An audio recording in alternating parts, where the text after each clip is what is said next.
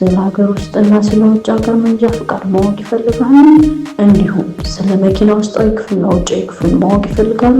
መንጃ ፈቃድስ እንዴት ነው የምናወጣው? የሚለውና ሌሎች ጉዳዮችን መከታተል ይፈልጋሉ? እንግዳውንስ ሚስ ፈንዲሻ ዩቲዩብ ቻናል ሰብስክራይብ አድርገው መከታተል አይዘንጉ። ላይክ፣ ሰብስክራይብ፣ ሼር፣ ኮሜንት ማድረጉን አይዘንጉ። ሚስ ፈንዲሻ ዩቲዩብ ቻናል ለየት ይላል።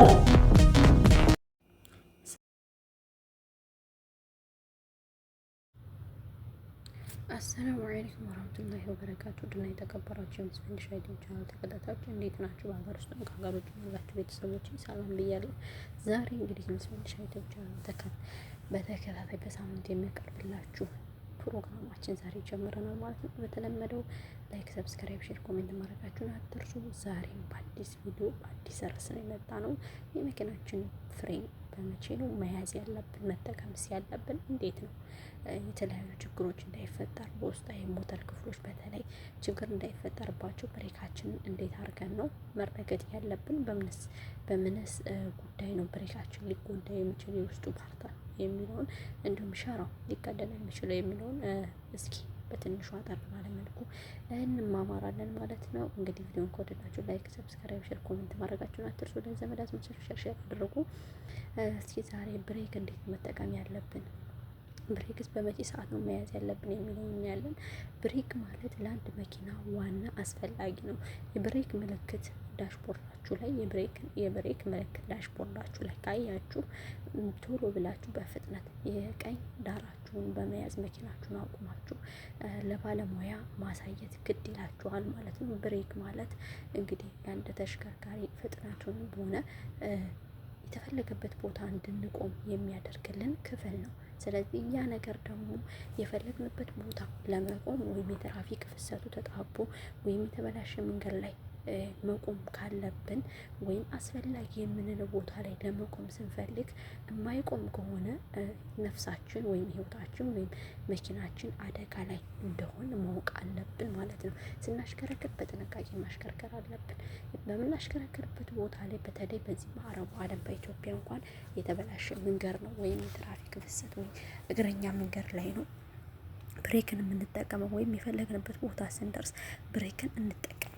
እዚህ አረቡ ዓለም ላይ ደግሞ አስፋልት ላይ ቱቦዎች ይቀበራሉ። ከላይ በኩል ነው የሚቀበሩት እና ከላይ በኩል ይቀበሩና አስፋልቱ ምንድን ነው የሚሆነው? ይለጠፍበታል። ወይም ጅባይ በራስ ጫማ በፊት ታውቃላችሁ ብዬ አስባለሁ። ጅባይ በራስ ጫማ ላይ የሚለጠፍ ነገር አለ እና ይለጠፍበታል። ከዛ በኋላ አስፋልቱ ላይ ስትሄዱ ብሬካችሁን ርግጥ አርጋችሁ አብርዳችሁ መኪናችሁን ቃስ አርጋችሁ ወደ ላይ አጥታችሁ ወደ ታች ሲል ነዳጅ ነው የምትሰጡት። ስለዚህ እዛ ቦታ ላይ ብሬክ በጥንቃቄ መረገጥ አለብን እንዳይጎዳብን የመኪናችን ውስጡ ፓርት፣ እንዲሁም ደግሞ እኛም ራሳችን ከጭግብ እንዳይመጣብን ማለት ነው። እንዲሁም ደግሞ የትራፊክ ፍሰቱ እዚህ አረቡ ዓለም ላይ እንደምታውቁት የትራፊክ ማብሪያት ያቆመናል ማለት ነው።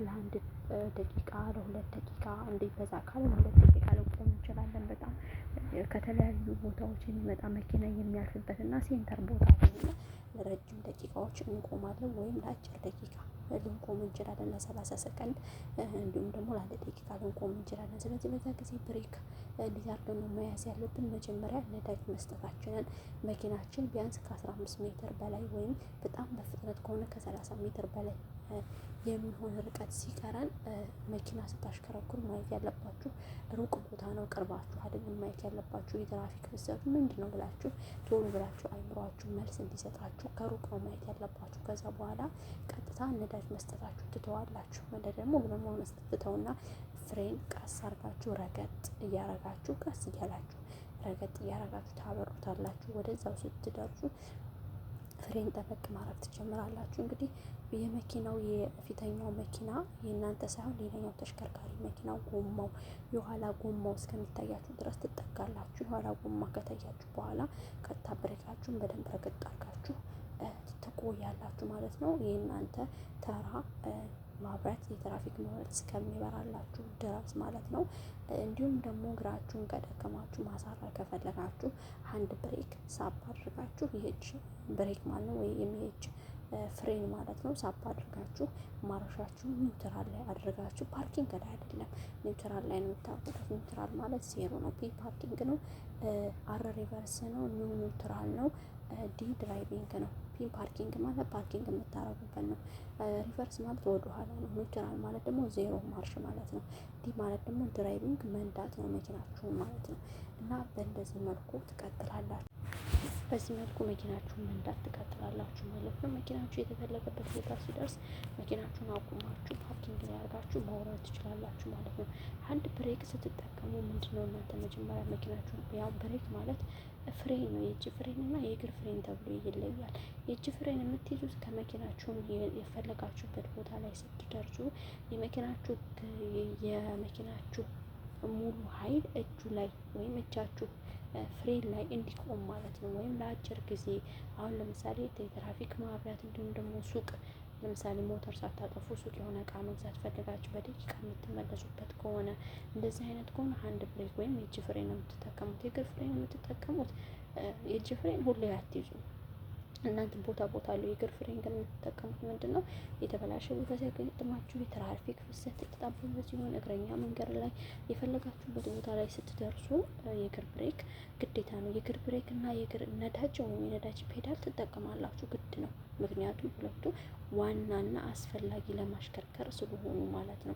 እንግዲህ አንድ ብሬክ የምትጠቀሙት አሁን እንደነገርኳችሁ የትራፊክ ፍሰቱ እንግዲህ አጭር ጊዜ ሲሆን የሆነ ቦታ ደርሳችሁ ለመመለስ ከፈለጋችሁ ቶሎ ብላችሁ ሞተር ሳታጠፉ ነው ይሄን የምትጠቀሙት። አንድ ብሬክ የምታወርዱት ምንድነው? መጀመሪያ እናንተ ከገባችሁ በኋላ መኪናችሁ ውስጥ ቀበቷችሁንና ማስታወት የግራ የቀኝ እንዲሁም የመሀለኛውን መስታወት እግሮቻችሁን ካስተካከላችሁ በኋላ ቀበቶ ካሰራችሁ በኋላ አንድ ብሬክን በእጃችሁ ሳብ በማድረግ ወደ ላይ አለች ዘንግ የመሰለች ፔዳል፣ እሷን በጣታችሁ ባወጣታችሁ ጫን በማለት ወደ ላይ ታወርዱታላችሁ። ይሄ ማለት መኪናችሁ ለመሽከርከር ዝግጁ ሲሆን ማለት ነው። መኪናችሁን ለማቆም ስትፈልጉ ያቺ ዘንግ ነገሯን በጃውራ ጣታችሁ መንካት አያስፈልግም። ወደ ላይ ብቻ ሳብ ሳብ ሳብ እስከ 9 ድረስ ድምጽ እስከሚያሰማችሁ ድረስ መሳብ አለባችሁ ማለት ነው። 10 እና 11 ከደረሰ ይሄ መኪናችሁ ችግር አለበት፣ ወደ ጋራጅ መውሰድ አለባችሁ ማለት ነው። እንግዲህ የዛሬው ዝግጅቴ ይህንን ይመስላል። ባጭሩ ነው ትንሽ ላብራራላችሁ የፈለኩት፣ ብዙ መቆየት አልፈለኩም። እንግዲህ በሌላ ርዕስ በሌላ ቪዲዮ እመጣለሁ። ስለ መኪና ውስጣዊ ፓርት፣ ውጫዊ ፓርት እንዲሁም የተለያዩ ክፍሎች ማወቅ ከፈለጋችሁ ሚስ ፈንድሻ ዩቲዩብ ቻናልን ሰብስክራይብ አድርጋችሁ መከታተላችሁን አትርሱ። ላለሁኝ ስለምትከታተሉ ላይክም፣ ሰብስክራይብ፣ ኮሜንት ስለምታደርጉ ከብር አመሰግናለሁ። እንግዲህ በሌላ ርዕስ በሌላ ቪዲዮ በሌላ ነገር በቁም ነገር በሌላ ጊዜ እንገናኛለን። አሰላሙ አሌይኩም ወራህመቱላሂ ወበረካቱ።